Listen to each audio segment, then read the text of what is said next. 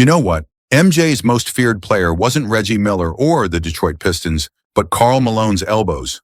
Jordan once trembled and said, "His elbow strikes are like being hit by a train in the chest. I was nearly killed by him." Do you know why Jordan had such psychological trauma? In that deliberate foul in 1990, Malone's elbow nearly shattered Jordan's skull. To this day, Jordan still has a scar on his head. Karl Malone was rated as the most terrifying player in NBA history. His elbows were more deadly than Bill Laimbeer's.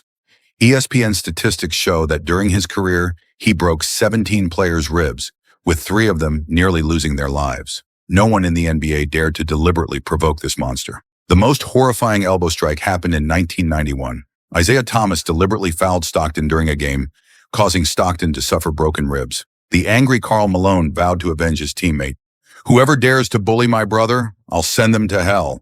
8 days later, when the Jazz faced the Pistons again, as Thomas was about to dunk, Karl Malone forcefully elbowed him in the head. Thomas immediately passed out. Later, he recalled, "At that moment, I felt like death was coming. I lay on the ground for 40 seconds before I woke up."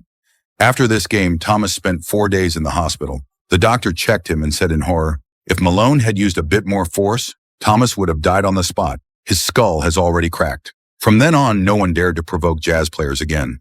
But what frightened Jordan most was that near-fatal elbow strike in 1990.